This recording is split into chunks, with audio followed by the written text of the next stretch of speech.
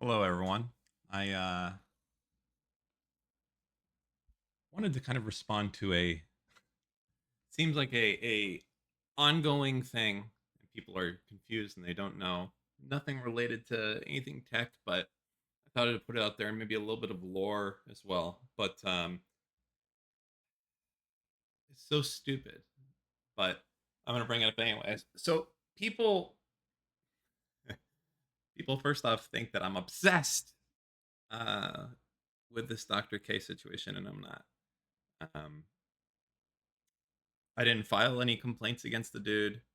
I'm not even remotely on the same level as other people, that have gone and taken it to other levels, but I do have a problem with him. Okay. And every time I bring up anything to do with him, I feel like I get quite a bit of shit. So I've stopped. And, that could be because uh, he's helped some of these people personally for whatever reason. Mental health is very stigmatized.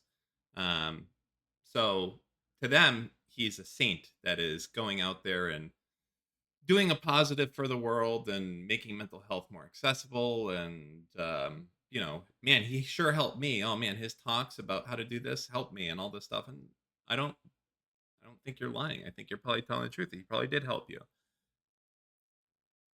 My reason for disliking Dr. K are different, and they're almost. It reminds me of kind of what I did when I was arguing with Pisco the other day. If any of you guys were watching that, is it's very technical and it's very legal. So first off, something I think that probably not a lot of people know, but I'm going to put out here. But when I was younger, I wasn't like the model student, I guess is the word, or the model kid. I was pretty wild. Okay, I was like the type of kid. I was getting. I'd like to say I was pretty smart, but I was getting kicked out of schools nonstop. I think I got kicked out of like 3 or 4 different schools, elementary, middle schools, and um, when I was like 15 or 16, my parents had had enough, and they sent me off to something called a therapeutic boarding school. Now, there's not. I don't think there's a lot of these left today, but they're very. And keep in mind this is pre 2000. These things were like they were wild. Okay, so if you want to read up about them, um, one of the big ones at the time was called Aspen Youth Services. I think that owned the one that I went to, and um, they varied in strength for how wild the kids were. I was the least wild of all the kids that went to my thing, but some of them have a pretty significant outdoor component. Some of them they just do the outdoor component. So I know that there was some stuff in Utah where kids would get basically kidnapped willingly overnight. Like their parents would let two people come in there and take their kids in the middle of the night, put them in a van, and then they would take them down to Utah, and then they would go live in the desert for 3 months and have like a fucking come to Jesus moment. They like hike you to death all day. So my program did have that component where you would be outside for like the first 1 to 3 months. It depends how bad you were. I think I was out there for 64 days, and um, I had a problem with this because, first off, my parents, I think they didn't know what to do with me, and this was like, hey, we'll take them off your hands, and I don't blame them. I was wild, but in the same part back then, um, these were very intense psychotherapy programs being run like a business, which means that the people in charge of a lot of these kids were not highly educated, meaning like maybe they just had a bachelor's degree and now they're out here forming like deep psychological, I want to say scars, but they did some crazy shit. Um, and as I said before, I'm pretty confident I was the least. I shouldn't have been at this program. It was filled with like people who were like court ordered to be there. It was filled with people that were like multiple adoptions have been given up by their families. People that were like had significant issues with self harm. people that had had like major like sexual abuse trauma, things along those lines. And then you had me, a guy who was like smoking pot, getting kicked out of their schools because I was a troublemaker and I was on, an ADHD guy or whatever. So um, I had a very negative personal experience when it came to dealing with unregulated um, psychological experiments, I guess you could say. Because you have to remember, when I did this was pre 2000. Um, and yeah, the internet was out there, but it's not exactly like it was today. So you had a bunch of people that went to college, and really everything they knew was from their teacher and from the books that they read, and that was it. But there wasn't this broad consensus that we have today of what's good, what's bad. Like, was there a DSM? Sure. Um, it was different. Now, I think when you're going out there and you're doing anything, whether you're a plumber or you're a psychologist or an astronaut, there's this wealth of information that you can gain access to, and you can read even as a layman and know what's good and what's not good, and read about past failures, and that to a certain extent was not really the case. A lot of this stuff was still offline and dusty court clerks offices, so to speak.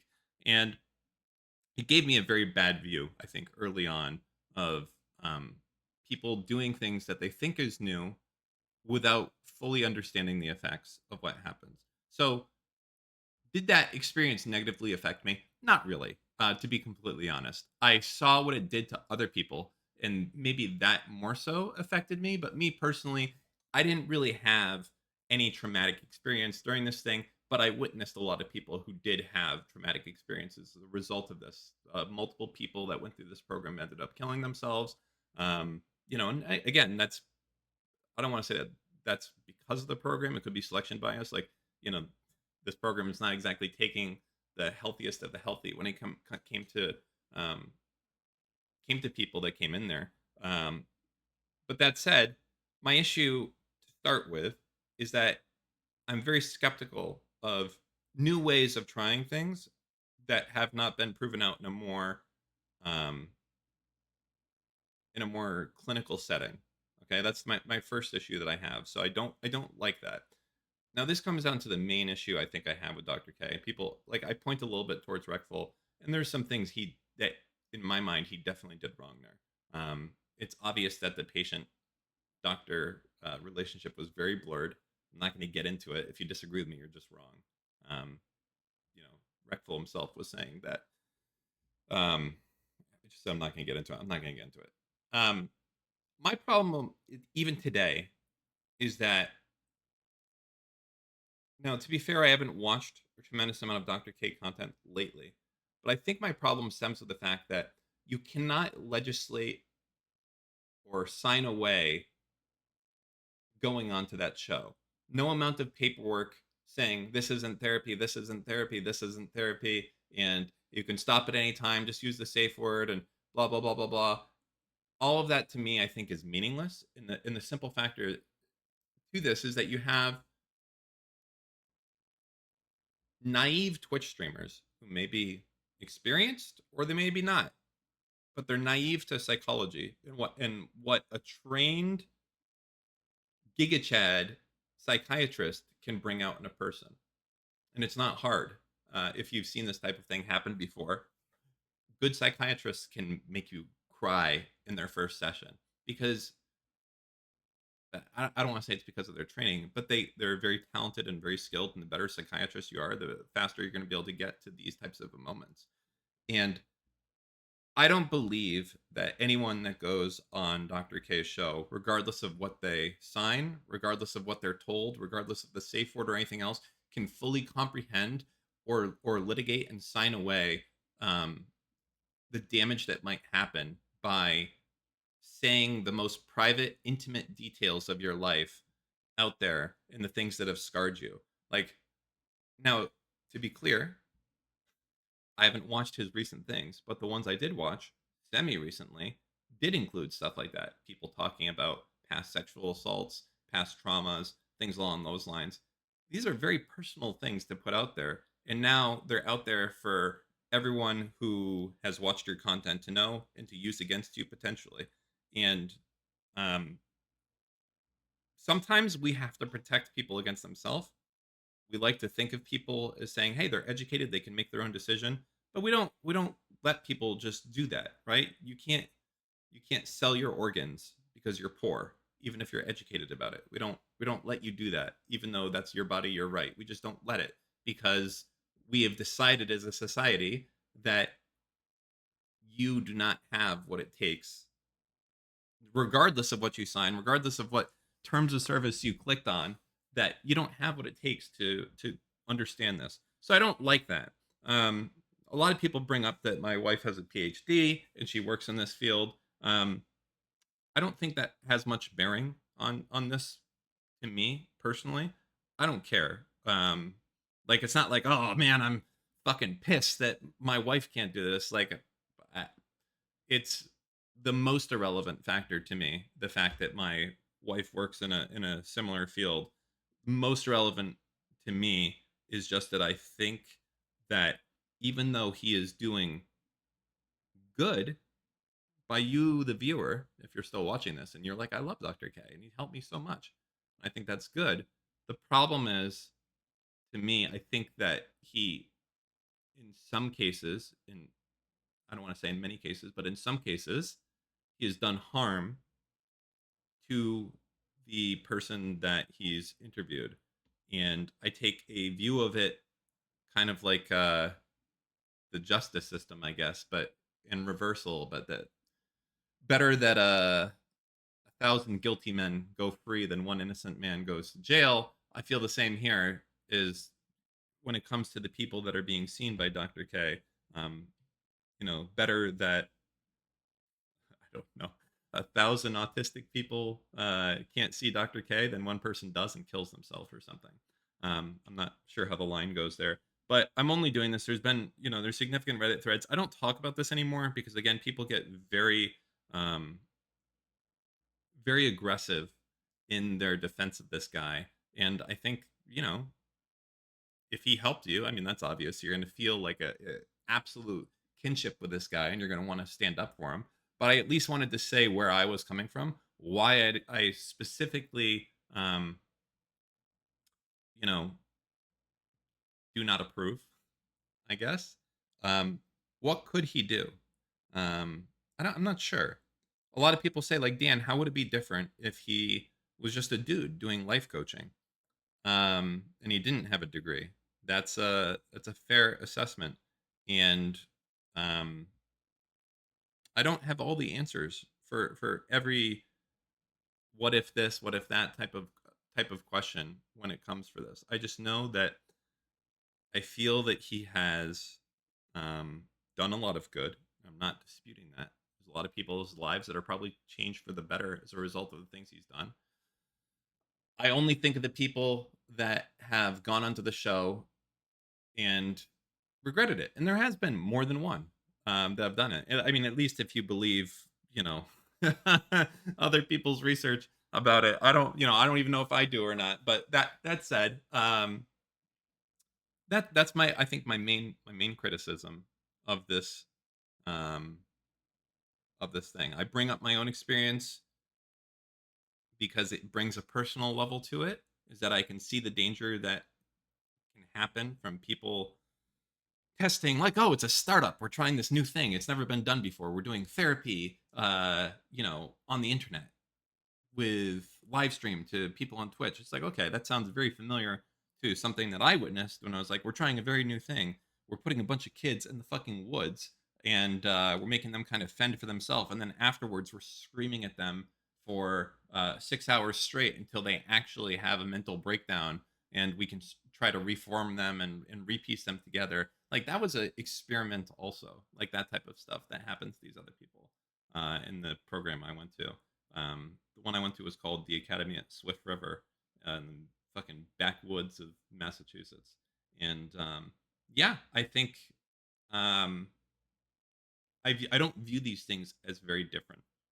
Uh, just that basically, I don't think you can consent to do what he's doing. I guess that's where it comes down to. I think it would be okay. You know what? Actually, I can take it back. What could Dr. K do to make it better? Not talk to people specifically one on one.